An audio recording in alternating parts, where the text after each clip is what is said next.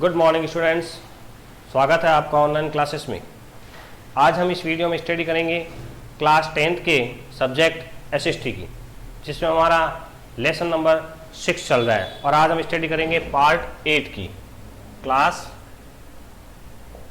10th subject है हमारा SST और लेसन जो है वो है 6 और पार्ट है 8। स्टूडेंट्स, इस लेसन में हम पढ़ रहे हैं सेंट्रल गवर्नमेंट के बारे में। सेंट्रल गवर्नमेंट के बारे में पढ़ते हुए हमें काफ़ी समय हो गया है। लास्ट वीडियोस में जो हमने स्टडी की थी उसमें हम स्टडी कर रहे हैं एग्जीक्यूटिव के बारे में, यानी कार्यपालिका के बारे में। कार्यपालिका में जो शामिल होते हैं, एग्जीक्यूटिव में जो शामिल होते हैं, उसमें हमने सबसे पहले स्टडी की थी प्रेसिडेंट के बारे में। उसके बाद हमने वाइस प्रेसिडेंट के बारे में पढ़ा और लास्ट वीडियो में हमने किसके बारे में पढ़ा था? प्राइम मिनिस्टर के बारे में।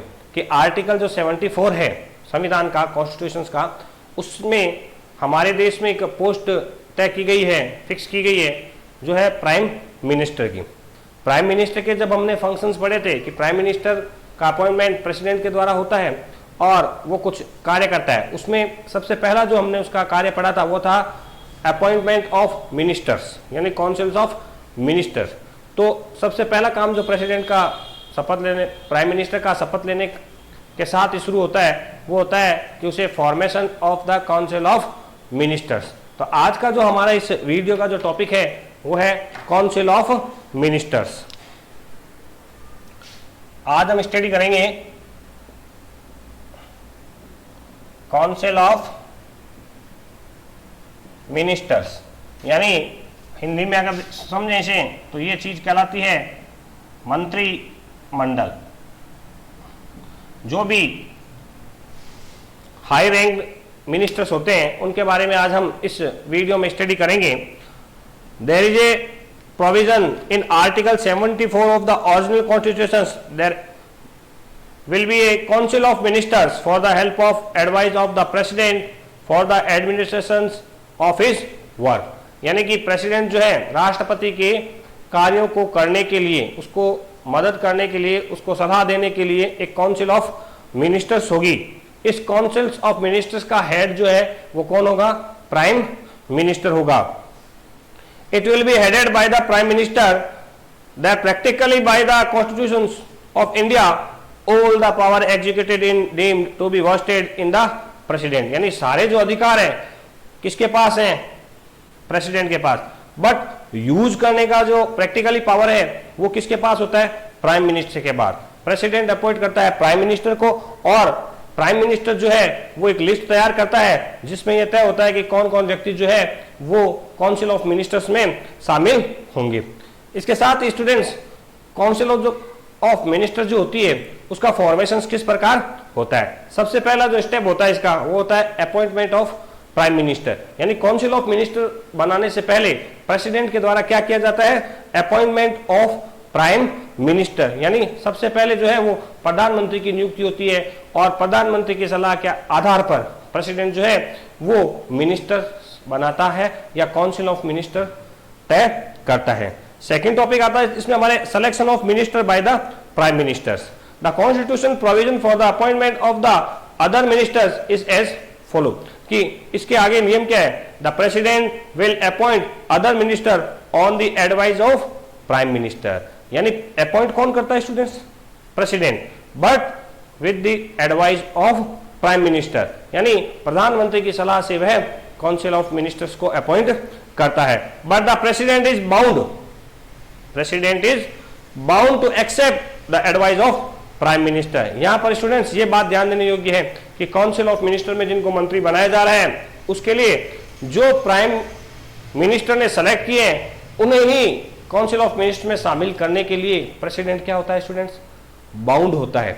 उसे उन्हीं व्यक्तियों को जो है वो काउंसिल ऑफ मिनिस्टर में शामिल करना होगा जिनकी नियुक्ति या जिनकी सलाह जो है वो प्राइम मिनिस्टर ने दी है इन प्रैक्टिकल फॉर्म में।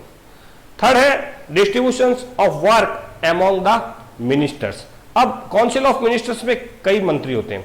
अब सभी मंत्रियों को एक ही विभाग तो नहीं दिया जा सकता, तो सभी मंत्री जो होते हैं उनको क्या किया जाता है?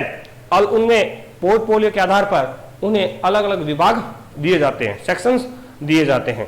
The thought work of the prime minister after the formation of cabinet is to distribute the portfolio of minister, कि उन्हें विभागों का बंटवारा करे कि कौन सा मंत्री या कौन सा व्यक्ति, जैसे गृह मंत्री जो है अभी हमारे अमित शाह को बनाया गया है, रक्षा मंत्री राजनाथ सिंह को बनाया गया है।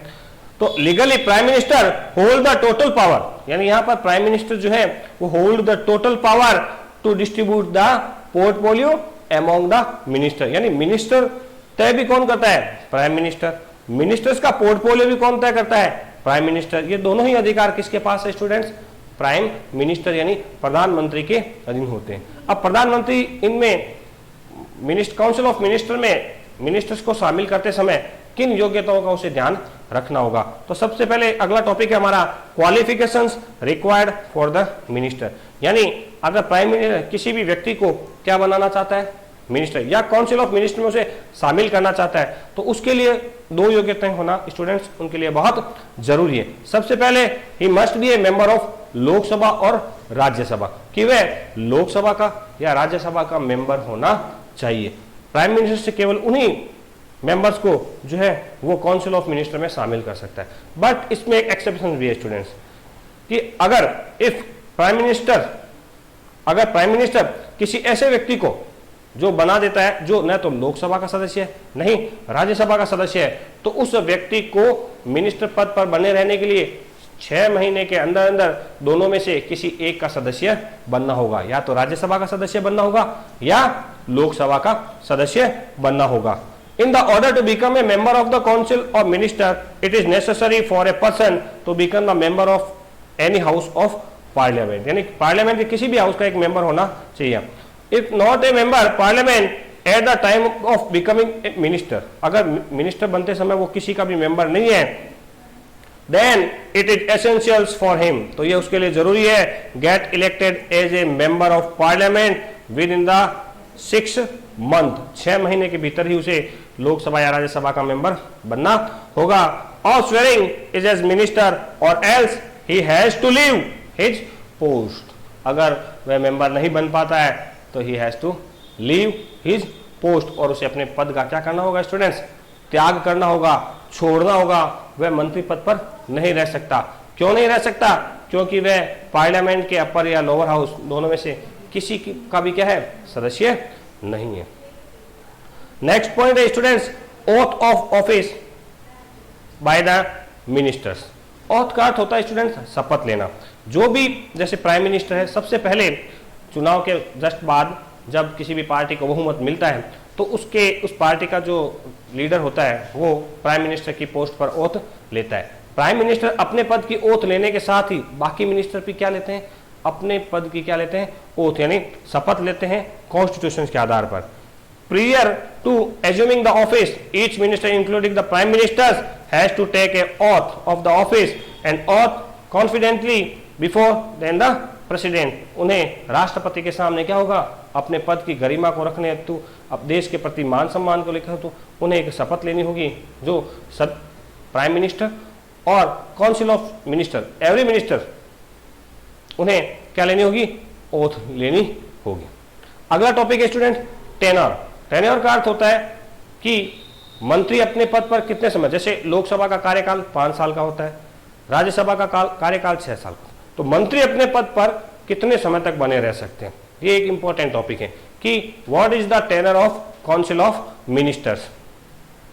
Tenor of council of minister there is no fix term, इनका कोई फिक्स टर्म नहीं, स्टूडेंट्स ध्यान रखें।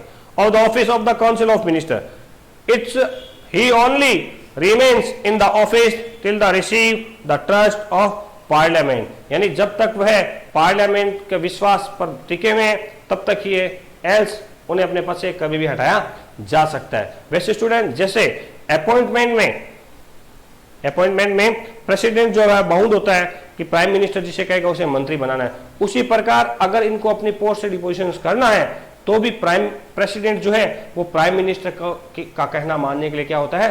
बाउंड होता है। इफ प्राइम मिनिस्टर अगर प्राइम मिनिस्टर फील करता है कि कोई भी मंत्री जो है वो अपने विभाग में सही काम नहीं कर रहा है या नहीं कर पा रहा है, अच्छा कार्य नहीं कर पा रहा है, देश हित के लिए कार्य नहीं कर पा रहा है, तो वह उसे उसकी पोस्ट से डिपोजिशन जब चाहे कर सकता है। यानी वो कब तक रहेगा अपनी पोस्ट पर, जब तक प्राइम मिनिस्टर की इच्छा होगी तब तक। ये एक्चुअली प्रैक्टिकली जो है वो स्थिति है।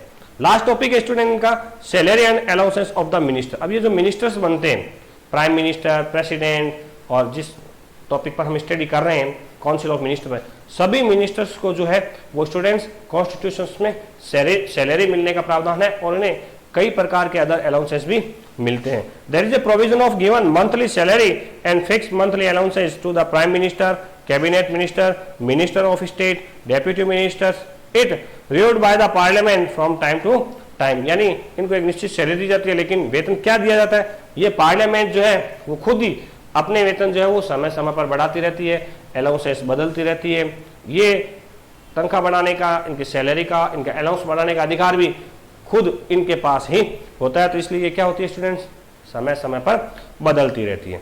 इसी काउंसिल ऑफ मिनिस्टर में सबसे लास्ट जो हमारा टॉपिक है वो है कैटेगरी ऑफ मिनिस्टर्स, यानी मिनिस्टर्स कितने प्रकार के होते हैं। There are the 3 series of minister. 3 series होती है स्टूडेंट्स। मिनिस्टर की कितनी सीरीज होती है, 3 सीरीज होती है। सबसे पहले प्रकार जो है सबसे पहले तो कैबिनेट और काउंसिल ऑफ मिनिस्टर। सबसे पहला जो स्तर होता है वो होता है कैबिनेट कह दो या काउंसिल ऑफ मिनिस्टर्स कह सकते हैं। Minister of state are number of cabinet member of the cabinet which are the top unit governance in the parliament. The system of India member of the cabinet are the head of the one or more departments. यानी cabinet के जो ministers होते हैं उनके पास एक से अधिक departments हो सकते हैं। दूसरे होते हैं minister of state, minister of state जिन्हें राज्य मंत्री कहते हैं।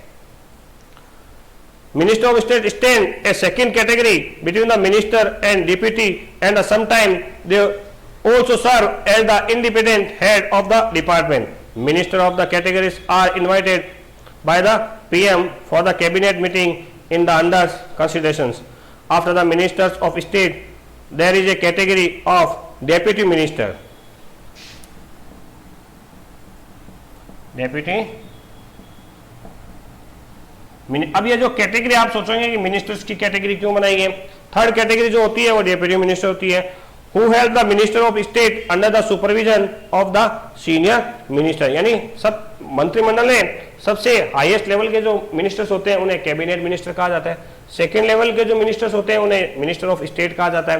थर्ड लेवल के जो मिनिस्टर्स होते हैं उनको डिप्टी मिनिस्टर कहा जाता है। अब आप सोचेंगे इस तरह के मिनिस्टर बनाने की क्या जरूरत है, तो ये हेल्पिंग कैटेगरी है, स्टेप्स हैं।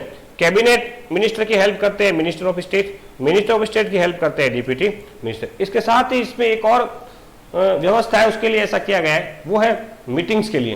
पीएम को अगर मीटिंग्स लेनी हो तो पीएम अलग अलग स्तर पर, यानी प्राइम मिनिस्टर जो है वो अलग अलग स्तर पर मीटिंग लेना चाहता है। जिस जैसे अगर उसे कैबिनेट स्तर के मिनिस्टर की मीटिंग लेनी है तो वो कैबिनेट के मिनिस्टर को बुलाएगा, अगर उसे स्टेट्स के मिनिस्टर की लेनी है तो स्टेट को बुलाएगा, डिप्टी की मिनिस्टर्स की लेनी है डिप्टी मिनिस्टर को बुलाएगा, या कंबाइंड मीटिंग उन्हें लेनी है, सबके विचार को जानना है तो वो सबकी मीटिंग भी बुला सकता है।